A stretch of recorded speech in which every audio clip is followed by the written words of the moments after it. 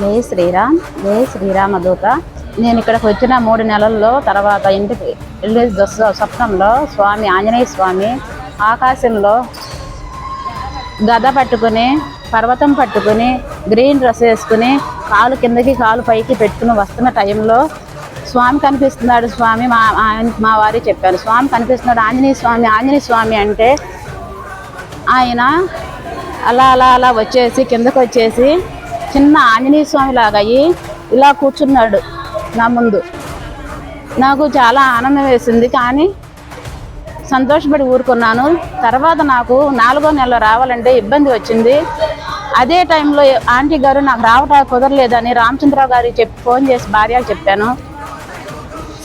శనివారం సాయంత్రం ఆంజనేయ స్వామి వచ్చి అంటే వానరం లాగా వచ్చి మా ఇంట్లోకి వచ్చి ఒక గదిలో కూర్చుని, నేను అలాగే కూర్చున్నాను వేరుగా, నా ఎదురుగా ఉండి కూర్చున్నాడు స్వామి.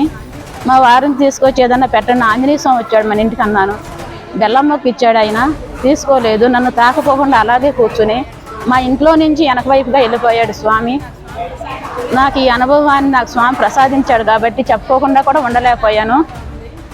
నాకు చాలా ఆనందంగా ఉంది. నాకు రామచంద్ర గారు చెప్పంగానే అయోధ్య సంగతి ఎలా ఉందా అంకుల్ గారు, నేను 10 నెలలు వస్తాను దీక్ష చేసుకున్నట్టుగా ఇప్పుడు నేను ఆ రోజున కంకణం కట్టించుకున్నాను.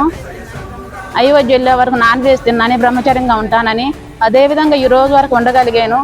మరి ఎలా అన్నా కానీ నాకు ఆ స్వామి అనుగ్రహం ఇచ్చాడని నమ్ముతున్నాను. నమ్మిన వాళ్ళకి ఎవరికైనా ఆ స్వామి కనిపిస్తాడు, కష్టాలు తీరుస్తాడు, వెన్నుంటే కాపాడుతాడు అని నా నమ్మకం. అందరికీ కూడా అలాగే ఆశీర్వదిస్తాడని నేను కోరుకుంటున్నాను.